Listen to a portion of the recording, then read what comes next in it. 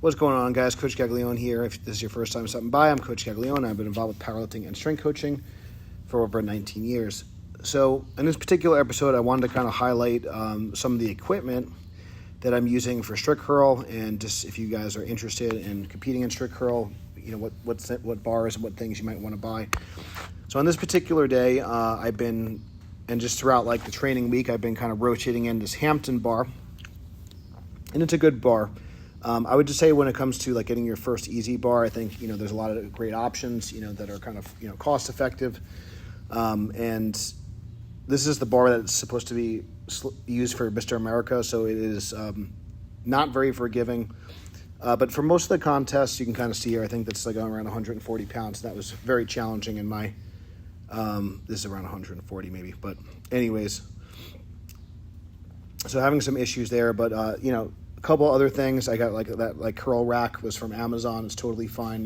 It's good for like kind of practicing your setup. I really like the Titan stands, which maybe you'll see in a second. And then this is a good, what the heck was it called? Gear for Fit bench. It's a really nice bench. So, just for seated curls, you can kind of do whatever.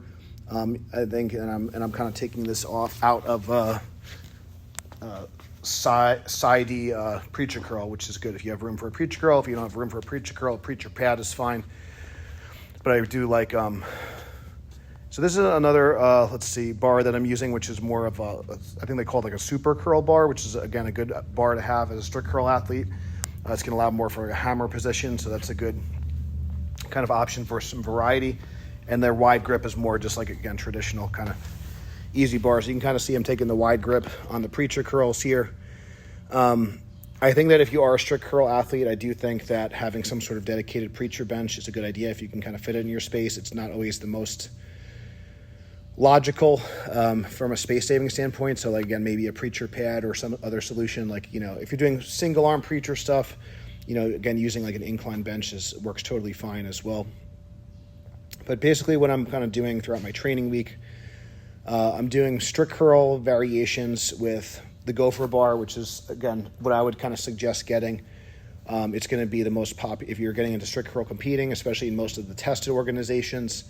And then the other one, if you're on the West Coast and you're kind of primarily competing in CT Fletcher's, ICA, ISCA, or the UCCA, it's the Ivanko OBZ, I think 55. Which is kind of in between. But this is the Bells of Steel bar, which I like quite a bit. But again, just getting a Gopher bar is totally fine from Gopher Sports. And then you can see here that I'm using, and I use a lot of the collars from Ivanko. They have a lot of kind of smaller collars, which are kind of competition grade. And I'm just using a daisy chain here and attaching the chains in the center. That works out pretty well. And I'm just making sure I'm kind of getting comfortable and comparable. Again, most competitions are going to be with the Gopher bar or some variations like the Bells of Steel bar is going to be good. I got to make sure I kind of edit these videos a little bit more ahead of time. So I'll kind of go in and hopefully stop. All right, I had an extra clip in there. Apologies for that. So hopefully that'll kind of go through. But yeah, the daisy strap is great if you're going to be adding chains, whether it be for bench or squat. Deadlift, you don't really need any daisy straps, but this can work out really well. So on this particular day, I was just getting a lot of sets with short rest periods, which is kind of another little kind of hack here. You can kind of see I have these kind of kitchen timers.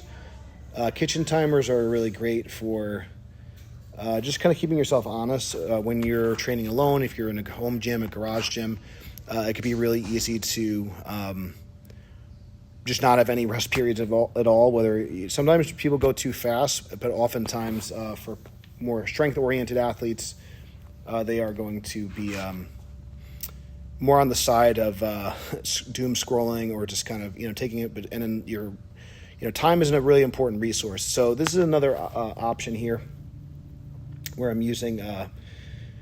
If you have a nice platform, a wood platform, I don't suggest, and even for deadlifting, this could be an issue. So if you have a wood platform, I don't suggest having chains. Chains are going to kind of potentially warp or damage your platform. So you want to, if you are going to be using accommodating resistance, you want to try to figure out a way, whether it's mats, whether it's, like I said, on this particular setup, I have them just off the platform completely. So I'm using 2 chains instead of 1 chain. I kind of forgot to account for the extra weight when I was kind of trying some different things, but this felt pretty good. So I'm just kind of doing some more technical work on this day.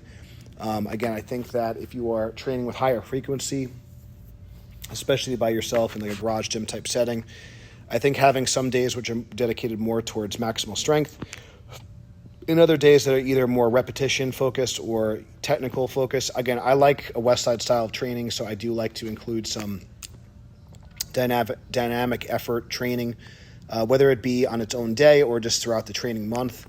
I think there's a lot of value in just kind of working on form and force production and doing a high amount of sets and a low amount of reps, where you could really kind of hone in and kind of work on your technique.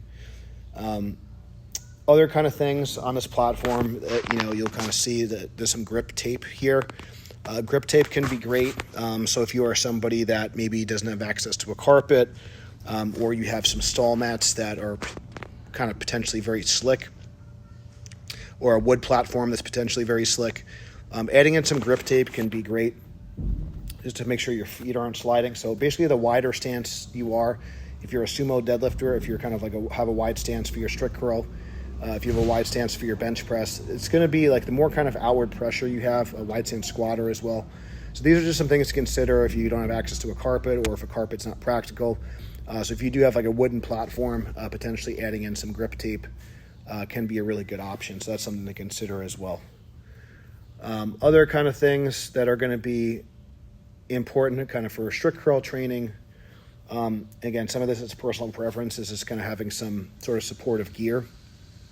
I would think, your wrist is going to be one of the joints that takes like a lot of beating, and it's legal. So I think a good pair of wrist wraps, again, Larry's brand, Team Personal Records, got some great ones.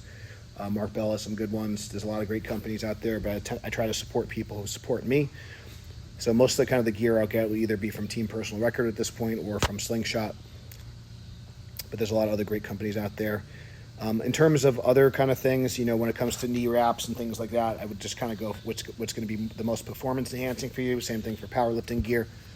But strict curl is pretty much as raw as it gets. Some people don't even wear anything, but I'll usually wear a belt and wrist wraps.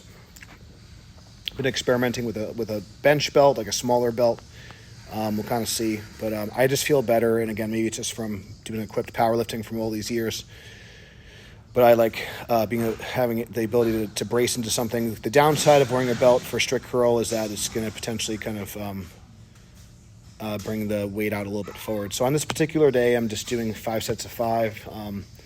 I think traditional speed work is going to be lower repetition based, but I think over time, like when I was visiting Louis back in 2017, I think he was experimenting with more 5x5 with a similar percentage, but still with the intent of moving all the reps fast. But the idea was to get 25 really quality repetitions. So whether that was 8 sets of 3, 12 sets of 2, kind of around that 25 rep kind of ballpark was kind of like the repetition count that we were kind of looking for on that particular dynamic effort day. Anyway, just a little bit of insight of the equipment I'm using, the training that I'm doing. Until next time, stay strong. I'll see you soon.